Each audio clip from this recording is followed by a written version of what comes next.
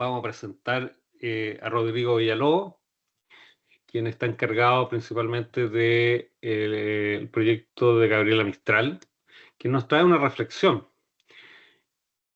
¿Dónde está? No lo veo. Aquí estoy, No lo veo, no lo veo. Yo tampoco por lo acá. encuentro. Pero lo escuchamos. Lo Hola, ¿me escuchan? escuchamos. Ahí Sí, está, ahí te Sí, por está. aquí. escuchamos. Ahí estoy, ahí estoy. Sí, en primer plano, porfa, Ale. Sí, que Ahí lo estoy está. buscando. Ahí lo encontré, sí. Ahí. Dale, Rodrigo. Hola a todos y todas, muy buenos días. Como dijo Julio, mi nombre es Rodrigo Villalobos. Actualmente estoy administrando el servicio en Gabriela Mistral, un servicio que partió hace muy poquito. Cumplimos justamente hoy un mes. Así que me encargaron esta misión de hacer una pequeña reflexión de seguridad antes de que inicie la charla con Jorge. Em, y esta charla yo le he puesto como título El valor de volver a casa. ¿Ya? Todos los que ya llevamos un tiempo en este rubro hemos escuchado siempre la frase, la seguridad parte por uno mismo, la seguridad se hace entre todos, y para muchos puede parecer una frase muy cliché. Pero yo quiero invitarlos hoy a tomarnos un momento y que recordemos por qué la seguridad es lo más importante en nuestro trabajo. Nuestras tareas, por muy simple que estas parezcan, merecen el mayor respeto por todos los controles críticos y las herramientas preventivas que tienen los distintos contratos, las distintas mineras y nosotros de manera interna. Estas son barreras que nos van a proteger, que permiten que hagamos nuestro trabajo sin ponernos en riesgo. Y finalmente cumplir con todos estos controles no es un trámite, no es solo firmar un papel, no es algo que podamos obviar, es un acto de responsabilidad con nosotros mismos y con todos nuestros equipos de trabajo. Antes de comenzar cualquier actividad hay que mirar con atención, preguntarnos qué nos puede ocurrir, ¿me falta alguna herramienta? ¿Están las condiciones para realizar esta tarea? ¿Me siento yo en condiciones físicas y psicológicas para realizarla? ¿Veo que un compañero está en condiciones para hacer la tarea? Es una pausa consciente y esta pausa puede marcar la diferencia entre una jornada normal y un accidente que cambie nuestras vidas para siempre. Si las condiciones no son las más seguras, tengamos el valor siempre, siempre de decir no. Decir no es priorizar la seguridad. Es demostrar que entendemos que un objetivo operativo no es más importante que la integridad de una persona. Levantar la voz también es hacer seguridad. Avisemos, acompañemos, alertemos. Debemos tener claro que que no existe un trabajo bien hecho si este trabajo termina en un accidente. Y cada accidente se puede evitar cuando actuamos con disciplina, conciencia y compromiso. Todos nosotros somos de alguna forma parte de un equipo o de un gran equipo y debemos cuidarnos entre todos. Un descuido puede afectar no solo a mi persona, sino que al resto de mis compañeros. Y finalmente, lo más importante es que cada uno de nosotros tiene una familia que nos espera al final del día. Hijos, padres, madres, amigos, mascotas, personas que confían que nosotros volveremos a casa sanos y salvos. Esa es la razón más importante para hacer las cosas bien, porque nuestra vida tiene un valor inmenso para quienes nos aman. Cuidémonos, nos cuidamos entre todos y cuidamos a los demás. Y así seguiremos siendo, así todos los días podemos seguir regresando a nuestras casas sanos y salvos, como nuestra familia lo espera. Muchas gracias. Muchas gracias, Rodrigo, por traernos esta reflexión.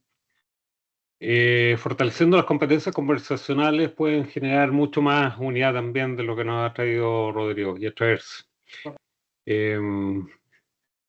Bien, pues vamos a presentar a nuestro gran invitado hoy día. Lo único que queremos es que lo pase súper bien, no queremos otra cosa. Así que entregar, devolver un poco lo aprendido en lo que estamos hablando en este tema. Él es el Jorge, estudió Ingeniería Comercial en la Universidad de Santiago y luego un magíster en Economía Financiera en la misma casa de estudios. Jorge cuenta con 28 años de experiencia ligada al estudio y diseño de políticas en la industria minera del país. Durante 8 años se desempeñó como director de estudios y políticas públicas en Cochilco, donde posicionó a la institución como un referente nacional e internacional en el ámbito del análisis estratégico de la minería. En 2019 fue presidente del Comité Permanente del Grupo Internacional de Estudio del Cobre.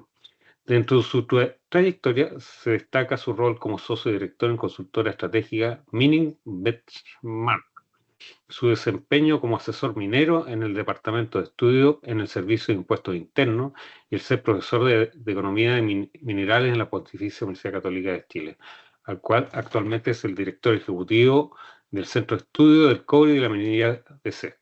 Muy bienvenido, Jorge, y muchas gracias. Muchas gracias, Bienvenido. Julio. Muchas gracias, Julio, por la invitación y esperemos estar bien. Muchas gracias también a Rodrigo por la reflexión. Yo no sé. ¿Ahí se me escucha? Yo te escucho bien. ¿Yo estoy Sí, bien se o no? escucha ¿Se escucha bien. bien? Sí. Ya, Perfecto. Lo que pasa es que empecé a tener problemas yo, así que me cambié de micrófono. Oye, ya te empezamos a conocer un poquito, o sea, Instituto Nacional, compañero sí. Francisco Guzmán, pero ¿quién es Jorge? ¿Quién es en esta trayectoria? No el profesional que ya lo presentamos. ¿Qué es lo que te gusta, Jorge? El fútbol, ya me quedó claro también que empezamos Sí, a verlo. sí, sí, soy bien fanático del fútbol. Ajá. A esta altura más de verlo que jugarlo. Me retiré pre-pandemia. En la pandemia fue en 2019 jugué mi último partido de fútbol. Después me costó retomarlo. Y no sé si, todavía no es una decisión ya, pero creo que el fútbol me retiró finalmente. Pero disfruto mucho estar en familia. Soy padre de 3 hijos, 2 hombres, digamos, varones, digamos, ya uno profesional, el otro estudiando, y mi hija que sale hoy de cuarto medio, que es lo que me dejó hoy día en Santiago, porque laboralmente debiera estar en China hoy. Pero bueno, como lo dijo también la reflexión, la familia es fundamental y hoy día estoy aquí gracias a ella. ¿Qué más? Digamos, hay un tema que creo que es personal, suena personal, pero es súper profesional. La verdad que yo soy bien, no sé si la palabra es trabajólico, sino que la verdad que bien apasionado por lo que hago. Y hoy mi principal hobby sigue siendo dedicarme a lo que hago, que es investigar y analizar la industria minera. Y fue como ingeniero comercial, nunca se nos habla de minería. No existe la minería y lo tomamos como tema en seco y lo estamos trabajando seriamente para ver cómo influimos en las mallas de muchas carreras que no hablan de minería en Chile. Y yo como economista jamás escuché nada relacionado con la minería durante mi formación en la universidad, una universidad donde la minería es súper relevante como la Universidad de Santiago, pero cero vínculo. Y cuando lo descubro, me apasiono con todo, porque dijo, es la industria, con todo el respeto a la otra industria, que de verdad mueve la aguja en Chile. Esperamos que haya más, pero la industria que ha movido la aguja en Chile en las últimas décadas y casi siglos, podríamos ser más extensos, es la industria minera. Y eso lo sentí como una estafa en la formación universitaria. Y a partir de eso me apasioné y pensé estudiar geología en su momento, o sea, no, fue con todo. Y aquí estoy, con ya 25 años dedicado casi completamente al análisis de los mercados mineros, de la industria minera, de las políticas públicas en minería.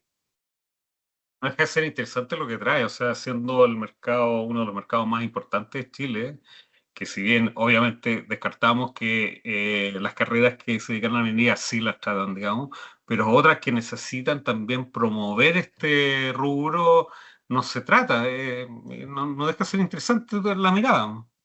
Sí, sí, y algo que, como te digo, nosotros en SECO lo estamos tomando, estamos Ujú. diseñando algo para llegar a las universidades, a distintas carreras, hablar, prepararnos.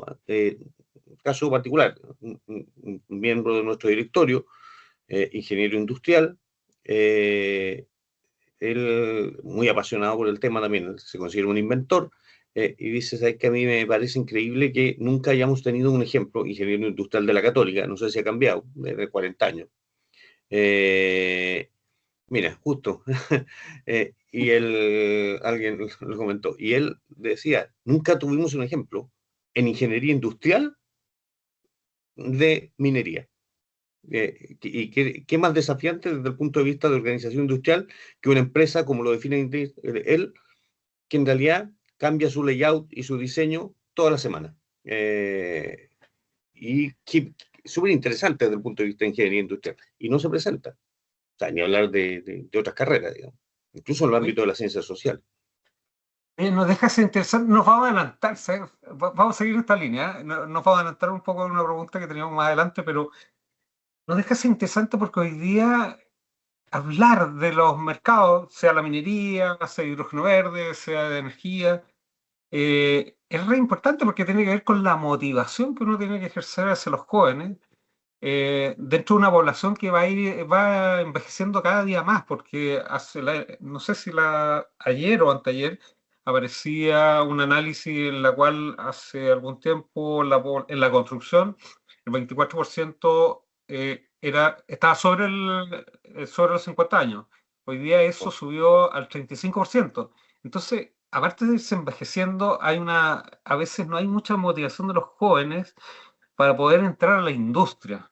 Entonces, no deja ser interesante de lo que traes si no hay un marketing hacia lo que uno tiene que promover. No sé cómo lo estás viendo tú desde lo que te estoy explicando. Tal cual, tal cual. La principal, nosotros acabamos de terminar un estudio, le estoy haciendo un spoiler de algo que vamos a publicar prontamente, donde descubrimos que la principal razón para estudiar economía o sea, minería, o para acercarse a la industria minera, tiene que ver con lo económico. O porque tu familia había alguien que trabajaba en minería, o por la motivación económica, que me parece súper válida, legítima. Pero los muchachos que estudian de repente eléctrica, los muchachos que estudian derecho, los muchachos que estudian otras carreras, tienen un componente vocacional mucho más profundo que los que estudian minería. Entonces yo creo que es ahí donde tenemos que repensar cómo comunicamos nuestra industria de una manera distinta, con el orgullo. O sea, y nosotros, bueno, yo apoyo todas las campañas que se han hecho, pero como son desde el gremio, desde los gremios, siempre son miradas con recelo, sobre todo por los jóvenes.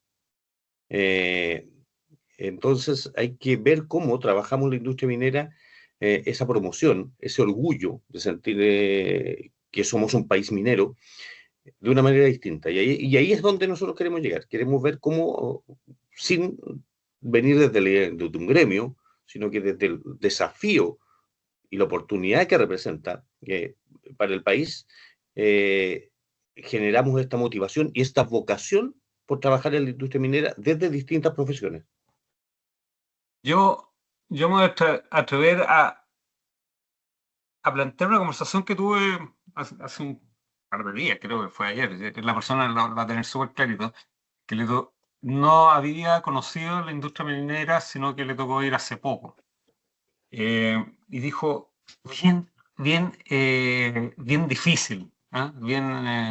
Bien combativo, digamos, para estar allá, en las levantadas temprano, digamos, el desierto. Hablamos de la rudeza, yo le decía, más que la rudeza que he ido aprendiendo es la productividad, que muchas veces esa productividad que nos hace concentrarnos en el trabajo, distinto a los que estamos en Santiago quizás. Entonces, claro, desde ahí se mira distinto y me decía, no, yo no, independiente que haya mucho dinero, no me voy, digamos. Entonces uno tiene que trabajar esa mirada también porque hay que encantar a la gente para que sigamos produciendo cobre, que es lo que nos mueve también en el país. Absolutamente. Y ahí está. No es fácil. No es fácil porque es una industria que, sobre todo para las nuevas generaciones, no tiene una gran imagen. Se sigue pensando que los minerales pueden surgir de otra parte. Hay gente, lo digo, me toca también compartir mucho y viajar a foros de distintos ámbitos, incluso ambientales, de economía circular, muchos en Europa, y parece que ingenuamente hay gente que todavía cree que los minerales pueden salir de otro lado. Y eso es bien curioso. Entonces, claro, eso es lo que hay que ver, cómo creamos una mística asociada a la industria minera que trascienda a los que trabajamos y que probablemente muchos ya la sentimos. Pero una vez que llegamos ahí, y una vez que nos dimos cuenta de cosas, digamos, y eso cómo lo transmitimos, para que haya cada vez no solamente por un tema de volumen, sino que, siendo bien directo, de calidad del talento que somos capaces de levantar desde la industria minera, tenemos que tener más gente interesada, desde los colegios, las universidades, de los primeros años de experiencia laboral, cómo levantamos el mejor talento para lo que estamos convencidos, la industria más relevante para nuestro país. Y voy a tomar una palabra que dijiste al principio, que se llama pasión. Esa Mm. pasión que te mueve, digamos, en la minería, en tu labor. ¿Cómo podríamos transformarla y traspasar esa pasión en este aprendizaje de que la gente quiera participar en la minería? ¿Cómo le traspasamos la pasión? Yo sé que se nace, se genera, pero ¿cómo uno puede desde el liderazgo y la obligación que tiene uno traspasar esa visión? Mira, yo creo que eso es esencial. Probablemente hay muchas formas, pero lo que se me viene rápido y lo pienso son los liderazgos. Y hoy siento que en la industria minera tenemos liderazgos súper potentes, sin el ánimo de que después a los que no nombro se sientan mal, pero que los conozco bien a los que voy a nombrar. Y Chile tiene hoy día tremendos líderes en la industria minera. Se me viene el Amparo, Cornejo, se me viene Iván Arriagada, se me viene Patricio Hidalgo, eh,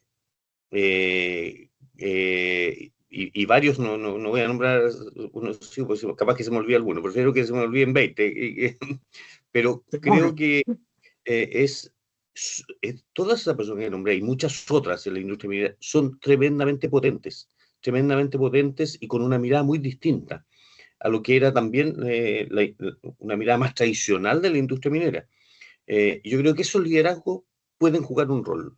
Cuando veo que algunas de esas personas son consideradas dentro de los líderes empresariales más importantes del país, creo que eso es una buena forma de mostrar la relevancia de la industria y que es una industria que hoy es fundamental, como siempre lo fue, pero también más importante que nunca en los últimos 100 años para los desafíos que tenemos como planeta.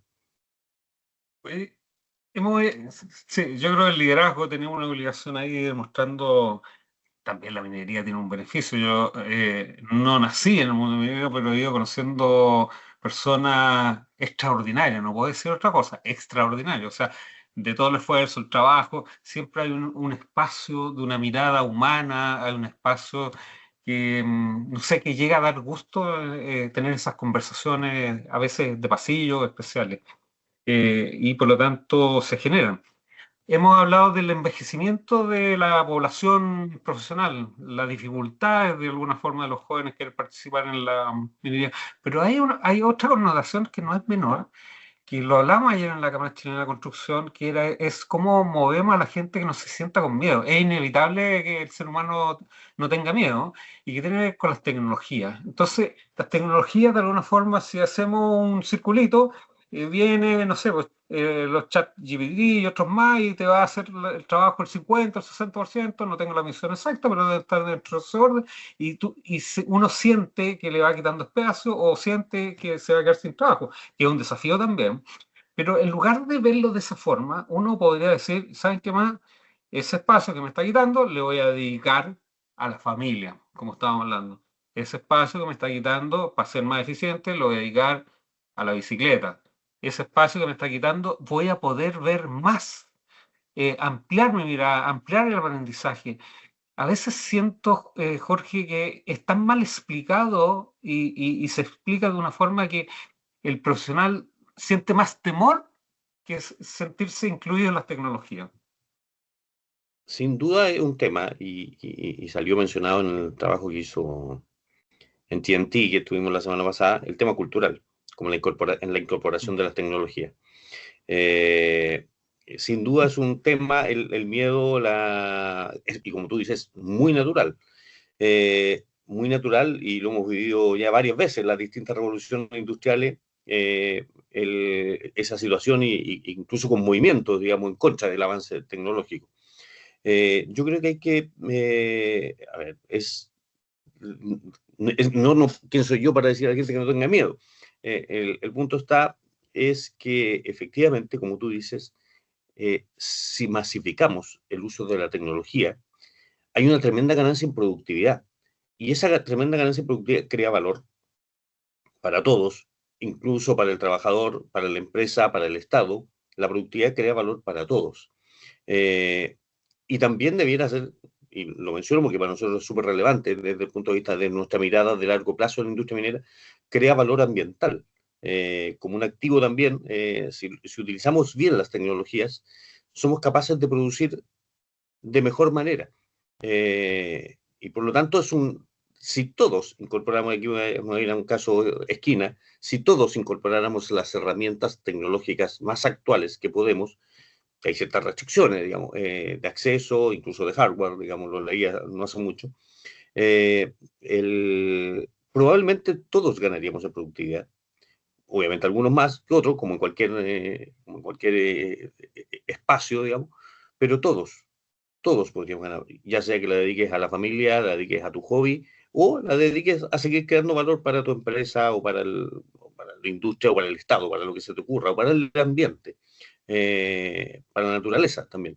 Por lo tanto, debiera masificarse el uso, definitivamente, y debiera tener una incorporación, así como prácticamente yo creo que hoy el 100% de los chilenos, probablemente el porcentaje es muy marginal, utiliza un smartphone, con la ganancia de productividad que tuvo eso, vamos a llegar al momento en que todo sea, incorpore las herramientas de la hoy llamada inteligencia artificial, probablemente que va a ser, cuando todos lo ocupemos, va a ser bien distinta a lo que incluso estamos viendo hoy día.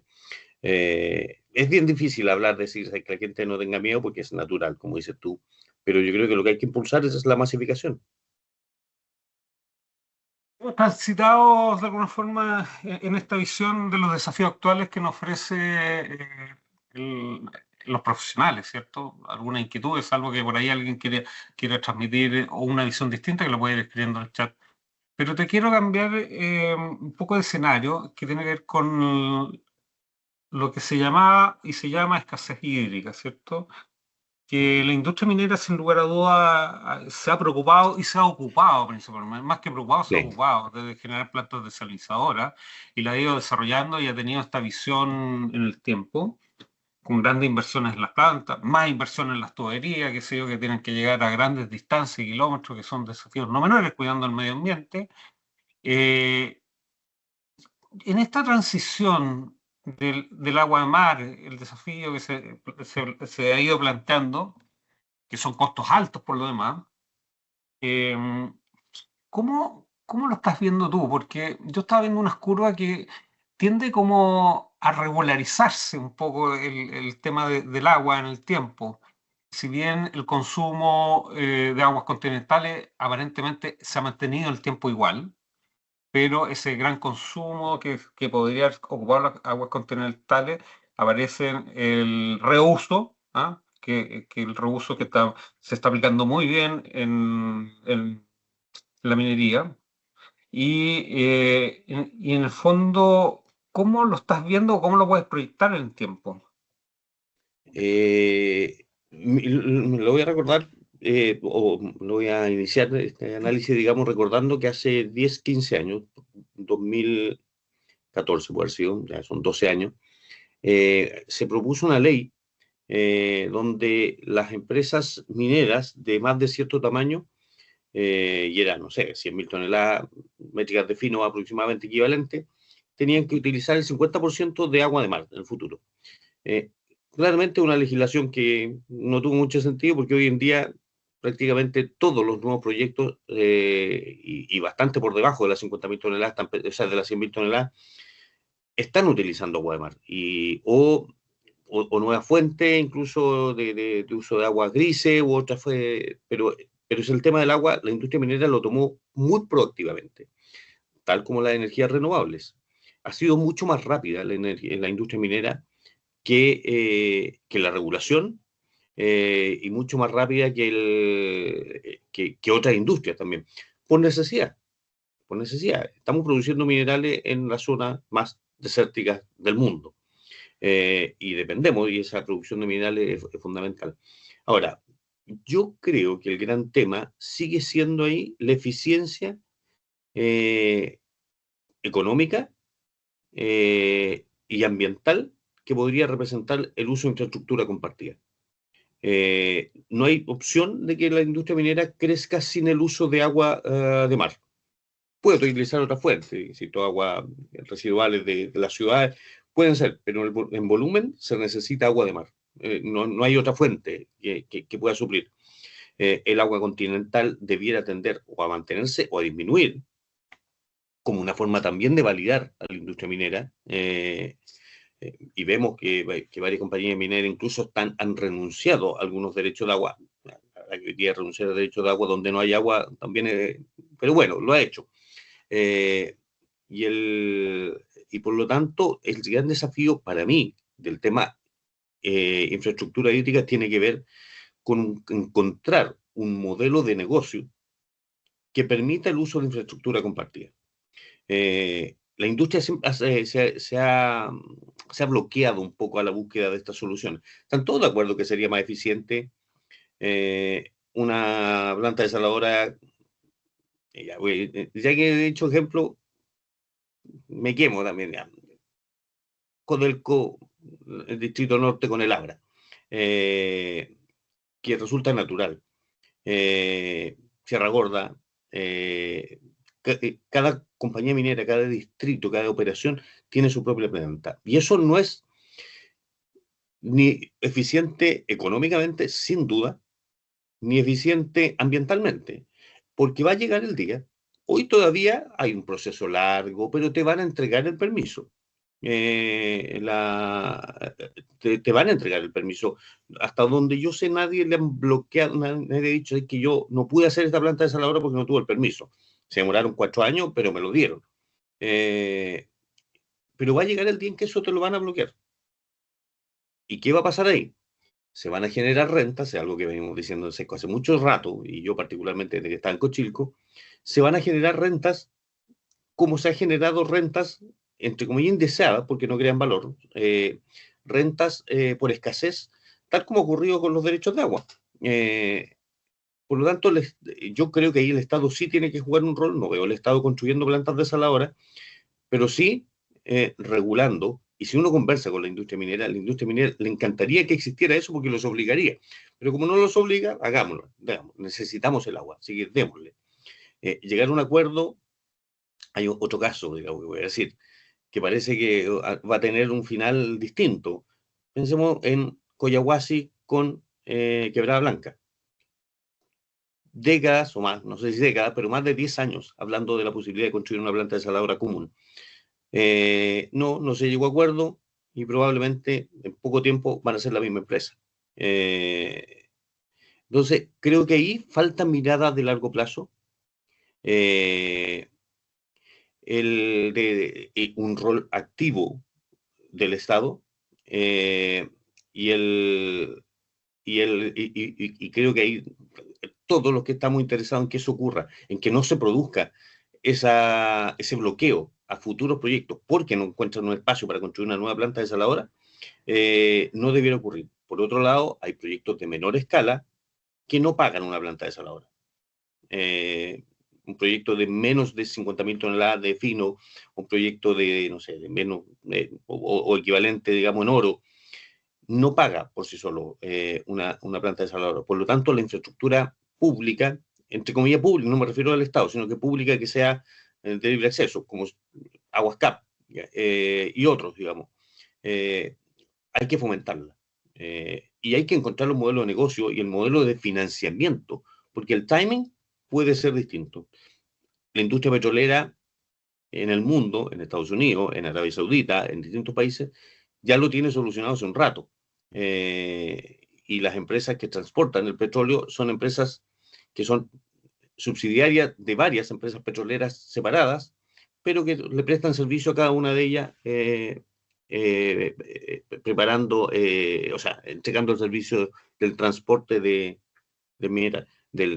petróleo en ese caso. Esta dificultad de estas plantas desalinizadoras que parece falta más publicidad, explicarlas de mejor forma, porque siempre se empiezan a tomar con nuevos temas medioambientales, que se han hecho muchos estudios, digamos, con respecto a eso. Quedan algunas preguntas por resolver. Pero siempre está como el tema de la contaminación. Pero cuando uno devuelve todo lo que es la salmuera al mar y se diluye en pocos metros, digamos, eso no ha llegado bien.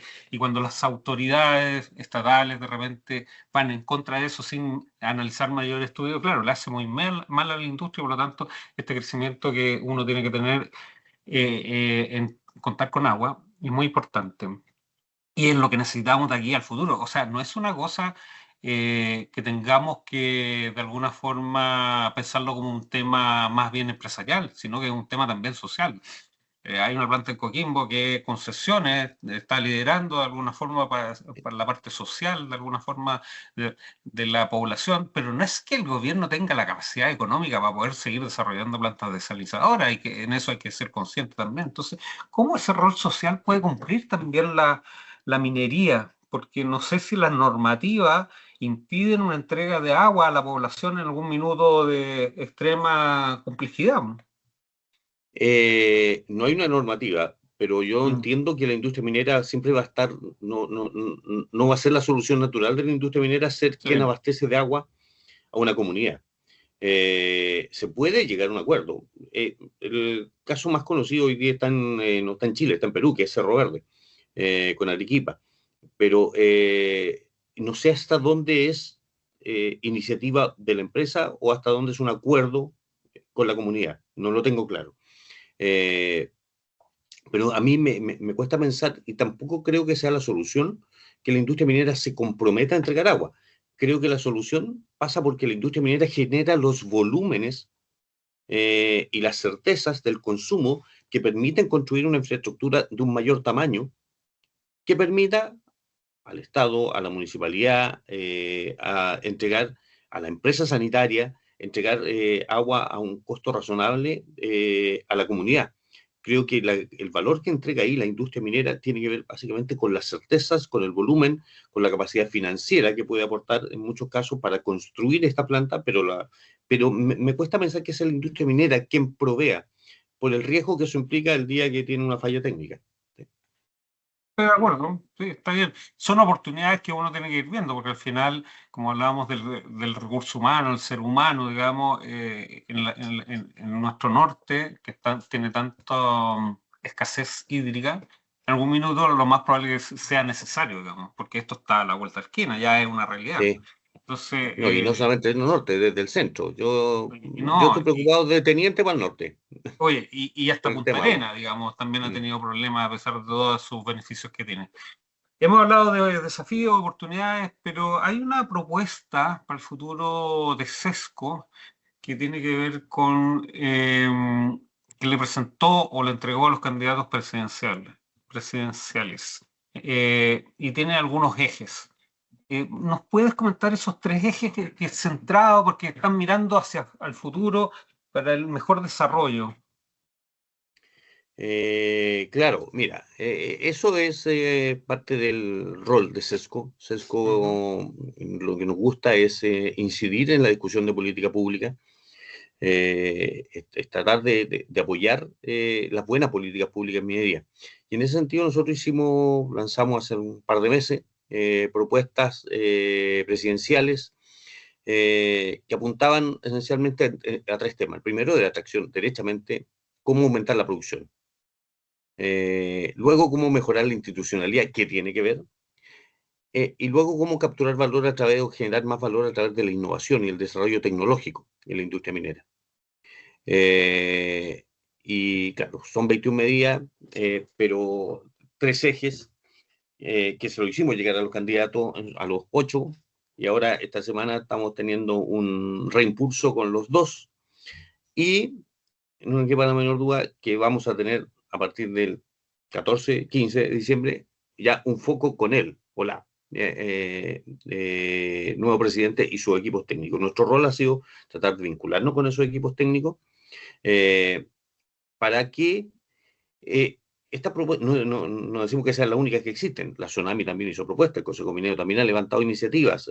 Hay otras, horizontal, en conjunto con el espacio público, entregó medidas.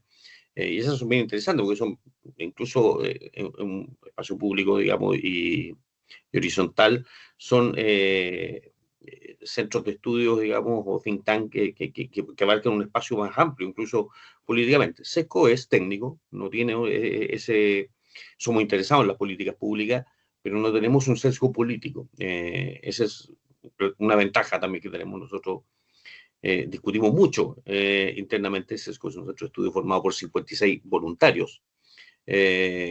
Así opera, y hay un staff técnico que obviamente trabajamos para SESCO, pero esos 56 son bien activos y muy diversos políticamente, gente que con conocimiento de la industria.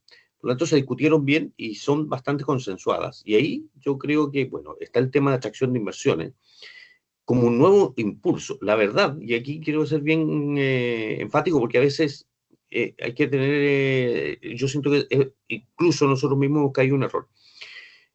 No es que la industria chilena minera no esté invirtiendo, probablemente es de las que más invierte en el mundo.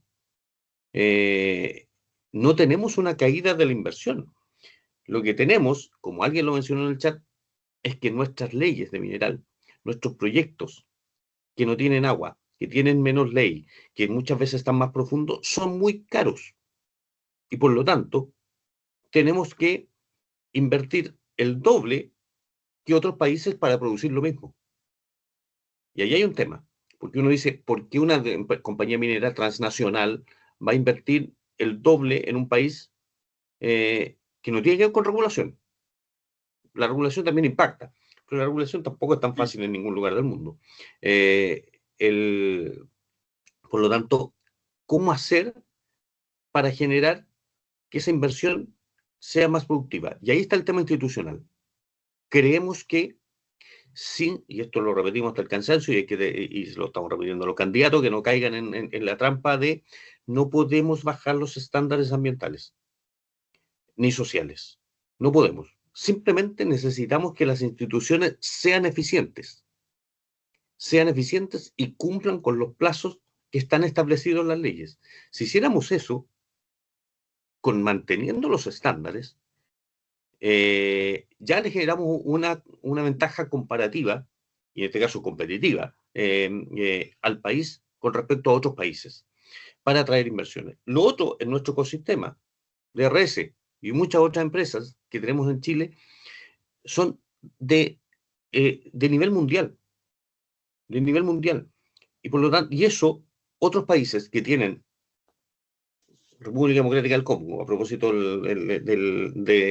voy siguiendo el chat para que se vean, voy tratando de contestar algunas cosas. Estaba bajando Lela. Exactamente. Y claro, tiene un proyecto con leyes que partían por sobre 4%. Eso no lo podemos combatir eso. Pero sí tenemos una infraestructura, deberíamos tener una institucionalidad y deberíamos tener una regulación que le entregue certeza a todos los consumidores de cobre que ese cobre se produce con el más alto estándar social y ambiental. Eso tiene un valor hoy día. No es posible todavía descomoditizar, pero tiene un valor. Y lo otro es nuestra ventaja. Y si tenemos una institucionalidad eficiente, de buenos estándares, es la manera que tenemos. Y lo otro es el ecosistema de innovación, que también lo tenemos, pero hay que ponerle esteroides, digamos.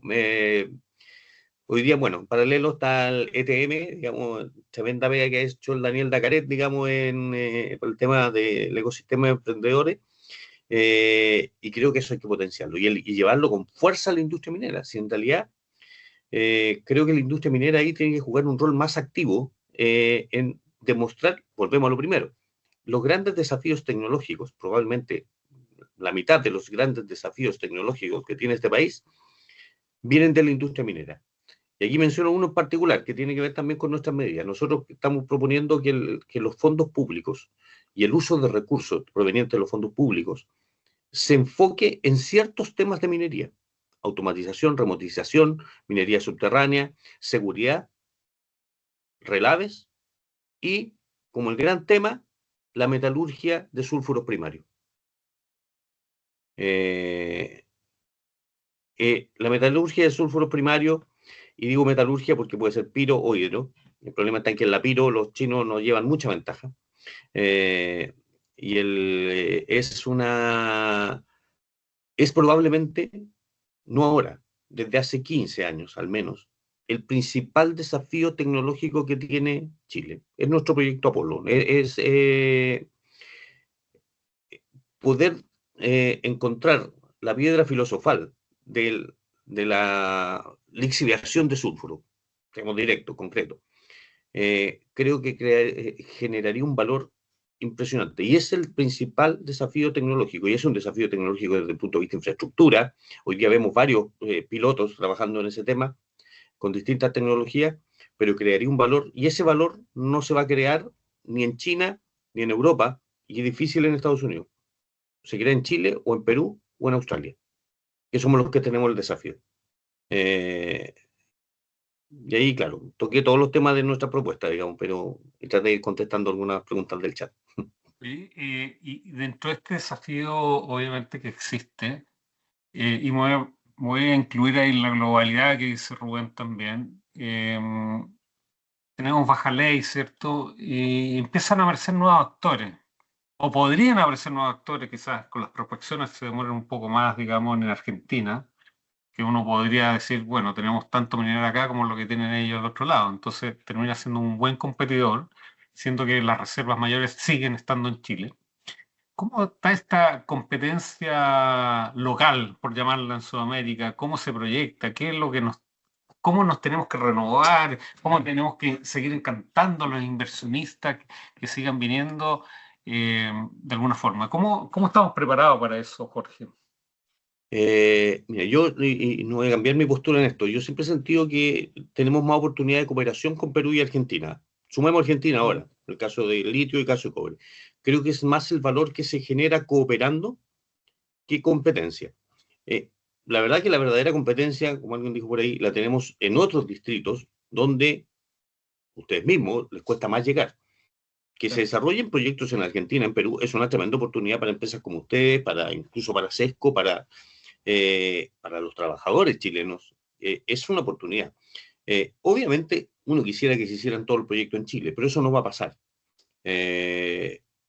Y por otro lado, tenemos una demanda de cobre tan grande, que no vamos a ser capaces. O sea, si uno dice, si en los próximos 10 años, se necesitan 5 millones adicionales de producción, en términos simples. Yo no veo a Chile produciendo 5 millones de toneladas más en 5 años, o sea, en 10 años. No veo cómo Chile llegue a producir 12 millones de toneladas, o 11 millones de toneladas, o 10 millones de toneladas de aquí a 10 años. Por lo tanto, si hay que producir esos 5 millones de toneladas adicionales, que al menos una parte se haga en Chile, ojalá una parte en Argentina, una parte en Perú y en Ecuador, y ojalá, que no me escuchen, pero después lo van a subir más encima de esto, pero en otros distritos donde es más difícil para nosotros crear valor, no nos conviene tanto. Esa es la realidad. Por lo tanto, que se hagan esos proyectos en Argentina, obviamente, insisto, me gustaría que se hicieran todos, pero no se van a hacer todos en Chile, no tenemos la capacidad, y tampoco son tan rentables. Van a ir siendo rentables si los proyectos mineros, y esto lo aprendí de un líder importante de la industria minera, es decir, la industria minera, los proyectos, aunque tú tengas 10 proyectos espectaculares, la empresa va a ser uno. Después va a ser el otro, va a ser el otro. O sea, son pocas las empresas que hacen proyectos en paralelo. Son muy pocas, digamos, o de una dimensión muy grande. Por lo tanto, lo que tenemos que asegurar en Chile es tener ese timing de proyectos, ojalá siempre lleno. Para eso hay que explorar, seguir explorando, seguir desarrollando tecnologías que viabilicen proyectos que hoy día no son viables. Pero entre medio ir avanzando con los que ya tenemos. Pero ojalá, insisto, Perú, Ecuador, Argentina, puedan desarrollar la mayor cantidad de proyectos posibles también de litio, de oro, de cobre. Argentina, la verdad es que nosotros hemos analizado bastante la situación de Argentina y tiene un potencial de... Ellos ayer salió una noticia que vamos a llegar a los 2 millones de toneladas de cobre. No ponían fecha, no ponían nada, digamos. Puede ser. Lo más realista es que de aquí a 15 años más ellos estén produciendo en torno a 1 millón, que es muchísimo. Es muchísimo. Y si lo logran hacer, es un exitazo. Si de aquí a 10 o 15 años Argentina está produciendo 1 millón de toneladas de cobre, Es un exitazo para Argentina, pero también para la industria minera mundial, porque ahí ya se puede expandir a otras dimensiones. No, Y sí, no me dejas hacer sentido, perdón la interrupción, no me dejas hacer sí, sentido dale. este concepto de colaboración, porque hay que pensar que la cordillera está, argentina y chilena, está más cerca de los puertos chilenos. Y por lo tanto también requiere un desarrollo de infraestructura pública, vial, trenes, población, Agua. agua, entonces por lo tanto todo lo tiene que desarrollar en este lado, digamos, del mundo, y por lo tanto si se logra hacer una colaboración como la estás planteando, no deja de ser interesante, a lo mejor ahí agregar el valor, como lo decía Sebastián, a lo mejor el valor aquí, y a lo mejor de Sesco, que puede seguir liderando, pero liderando desde a nivel no chileno, sino a nivel sudamericano, que es un desafío con pantalones mayores, que a lo mejor ahí hay un valor bastante interesante por lo demás. Sin duda, sin duda. Y ahí nosotros vemos, acabamos de publicar un estudio que lo hicimos en conjunto con un centro de estudio argentino, sobre el valor del tratado binacional. Chile y Argentina tienen un tratado binacional, un tratado minero.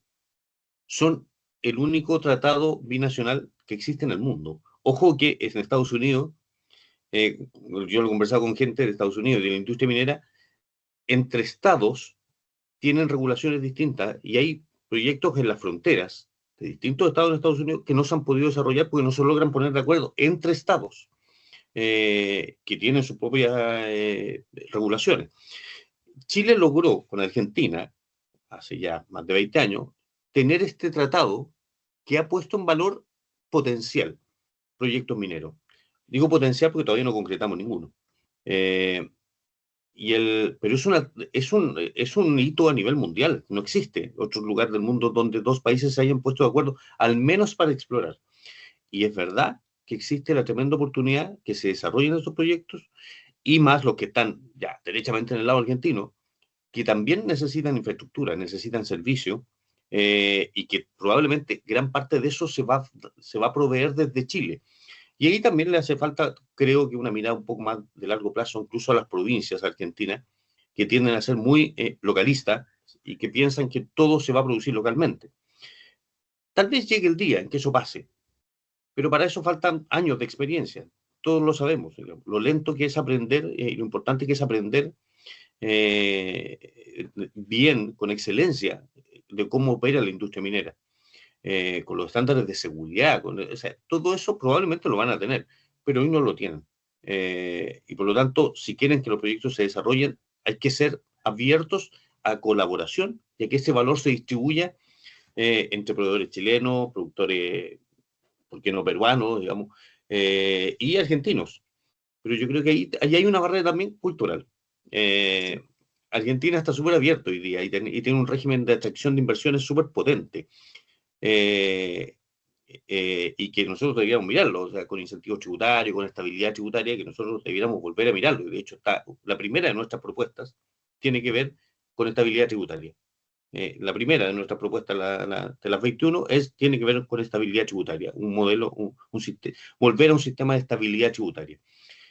Pero, dale. No, aparentemente me quedé muy conectado con esta integración porque aparentemente nos termina fortaleciendo. O sea, trajiste un tema súper relevante porque uno por sí solo, al no trabajar en equipo, le va a costar. O sea, ya tenemos una historia en la minería y tenemos qué sé yo, una imagen internacional, pero cuando uno logra, ¿cómo se llama?, conectarse con los países vecinos, termina siendo mucho más potente cambiar eso.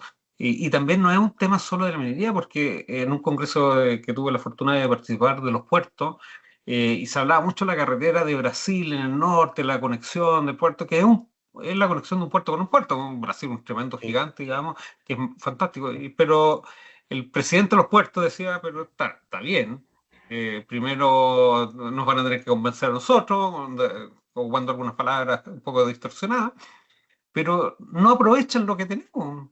Tenemos, no sé, una cantidad de puertos a ambos países y no estamos aprovechando esa conexión. Entonces, esta integración o esta mirada parece que no la logramos tener para potenciarnos. Y ahí vuelve a aparecer un liderazgo que podríamos sostener desde la región, quizás. No es excluyente la minería, sino, y quizás podríamos seguir explorando otros mercados y vamos a encontrar también esta diferencia. No, sin duda. O sea, sin duda, en primer lugar, hay capacidades de los dos países que están subutilizadas por falta de cooperación y falta también de infraestructura. Sí, hay un tema, salía el otro día, no sé si lo vieron, digamos, con las condiciones que está el principal paso fronterizo, el Cristo Redentor, y no es un estándar que debiéramos permitirnos, digamos, los dos países si queremos seguir creciendo. El famoso corredor bioceánico, que hay varias potenciales corredores bioceánicos, y en este minuto parece que estuviese ganando la carrera del proyecto Perú-Brasil. También hay opciones por Chile, con financiamiento desde China. Y eso es interesante también, digamos. Ahora, quería terminar la idea porque tiene que ver con esto mismo, y lo mencionó recién alguien. Cuando yo dije, claro, Argentina hoy día está súper abierto a la atracción de inversiones, y tiene un sistema que nosotros debiéramos mirarlo, el RIGI, digamos, tiene varios elementos de nuestro DL600. Nosotros estamos promoviendo un DL600 distinto, enchulado, digamos, llamarlo así, con una palabra que está mal, pero bueno, potenciado, y que reconozca la realidad también, que no sea solamente internacional, sino que sea y no sea por un sector económico, sino que sea general, y que entregue certeza hacia arriba y hacia abajo. Es decir, tú te aseguras un sistema de atracción, un sistema tributario por 10, 20 años, con acuerdo con el Estado. Pero, como lo mencionaba alguien ahí, culturalmente Argentina es más proteccionista que Chile. Entonces, claro, pueden tener un sistema súper interesante, súper abierto, pero culturalmente siguen siendo muy proteccionistas. Por lo tanto, eso puede ser una barrera. No digo que eso va a impedir que se desarrollen proyectos mineros, pero los va a hacer más caros, y cuando se hacen más caros se hacen más lentos. Entonces yo creo que ahí también es un diálogo permanente con gremios, con nuestras contrapartes argentinas, de ver cómo avanzar sin un discurso tan nacionalista y proteccionista, que insisto, es un proteccionismo cultural, ya no es económico, ya se han levantado muchas de las barreras de proteccionismo que tenía Argentina, pero siguen siendo culturales, y por lo tanto es un tema que hay que conversarlo con ellos, porque, insisto, estamos convencidos de que crea valor para todos. Te traigo el país de nuevo. Aterrizamos en la parte local. Hace poco se lanzó un estudio de NTT Data que habla de la autonomía de los negocios mineros. Y un poco por ahí me vuelvo a conectar con el valor que se mencionaba. Menciona que uno de los principales problemas para implementar autonomía en la minería es la resistencia al cambio. Un poco lo que conversamos antes, que de alguna forma identificamos algunos aspectos. La falta de talento también, a lo mejor no hay mucha motivación, más allá de las inversiones tecnológicas que se pueden ir dando. Y nos pega también a nosotros como Redes Ingeniería, ¿qué cambios estructurales o culturales y de liderazgo deben implementar las empresas como las nuestras, o mineras, o proveedoras también, para asegurar la adopción efectiva de estas herramientas y transformar a las fuerzas laborales en el principal habilitador de la autonomía? Y yo creo que aquí para la competencia es sumamente relevante. No sé en cuánto tiempo más se va a hacer, ya se está haciendo en algunas partes, pero ¿cómo lo estás viendo tú? Sí. A ver, un par de cosas. Claro, efectivamente el estudio abordaba ese tema. Nosotros apoyamos en la comunicación, en el lanzamiento del estudio, nos lo Sí. compartieron todo. Y efectivamente había un tema importante cultural, de cómo la incorporamos, con la convicción, y aquí eso fue un poco la propuesta, o sea, no sé si la palabra es propuesta, pero conclusión que tuvimos nosotros, es que al final esto va a ocurrir, sí o sí. O sea, vuelvo al ejemplo. O sea, no sé si en 10 o en 15 años más, así como hoy día era impensado a lo mejor que toda la gente tenga un smartphone, en 10 o 15 años, gran parte, con certeza a lo mejor en 20 o 25, probablemente gran parte, si no se digo toda, pero una parte muy relevante de la operación minera va a ser con autonomía. va a ser. Entonces, ¿cómo llegamos rápido? Y ahí es una estrategia cultural y de posicionamiento de cada empresa, como ustedes, como cada compañía minera, como cada empresa de ingeniería, como cada empresa de equipamiento, avanza rápidamente porque eso va a ocurrir. Si tenemos la certeza de que va a ocurrir, se nos coloca cierta urgencia en no llegar tarde, algo que va a ocurrir. Porque me cuesta pensar que no ocurra. Ahora, debo decir que, de acuerdo con mi experiencia, no soy un experto en ese tema, pero con mi experiencia, Chile es de los países más avanzados en autonomía y en robotización y en automatización de procesos mineros del mundo. Creo que estamos muy bien preparados para liderar eso a nivel mundial. Ahora, uno ve, no sé, hoy día Estados Unidos, a conectarlo con algunas de las preguntas también, está muy interesado en desarrollar su minería. Lo que necesita es certeza de que las políticas no van a cambiar cada 4 años. Y eso es un riesgo todavía para la industria minera. ¿Cuál es la gracia que tiene Chile? Tenemos certeza de que, claro, pueden haber cambios. Hemos tenido algunos problemas de exceso de regulación, sin duda, más de interpretación que de regulación, en mi opinión, que está impidiendo el desarrollo de algunos proyectos mineros, o lo está haciendo muy lentos y por lo tanto más caros. Pero no hay una transformación de que uno diga, ¿sabes qué? Llegó un gobierno de cierto sector y transformó completamente la regulación o la interpretación de la industria minera y llega otro de otro sector. Y no, la verdad es que es bastante estable, mucho más estable que Estados Unidos. Mucho más estable que Estados Unidos, aunque a nosotros no nos pareciera. Pero nuestro rango regulatorio, oscilaciones regulatorias, son menores que las que han ocurrido en los últimos 2 cambios de gobierno en Estados Unidos.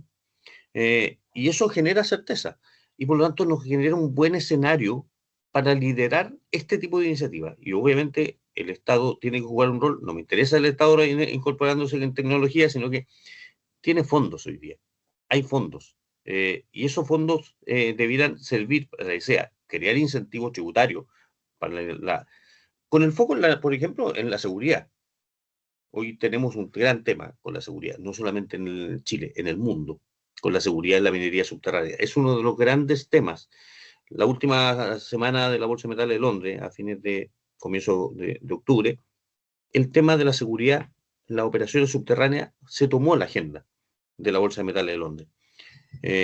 Ocurrió con nosotros, lo ocurrió en Grasberg, lo ocurrió en República Democrática del Congo. Nos ponen de nuevo el tema de la seguridad y ahí el tema de la autonomía es clave y la tecnología para eso. Y, insisto, creo que Chile está bien posicionado como para liderar eso en las próximas décadas. Es que estamos llegando al final, pero hay un problema que tenemos de fondo en Chile que no tiene que ver tanto con la minería, que se llama la productividad. Quizás podemos ser muy productivos a nivel latinoamericano, pero no alcanzamos grandes niveles a nivel mundial. Sin embargo, la minería sí lo es. Se desafía día a día, se renueva día a día. Y yo sé que Sesco tiene mucho trabajo y no tiene tiempo, pero ¿cómo logra compartir y transmitir a otros mercados de alguna forma generosamente, elevar el nivel o expresar sus experiencias?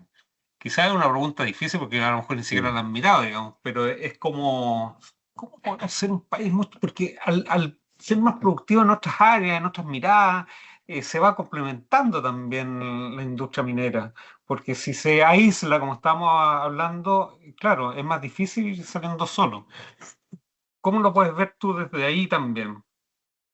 ¿Se puede hacer? ¿No se puede hacer? Yo creo que se puede hacer, no es fácil. No es fácil.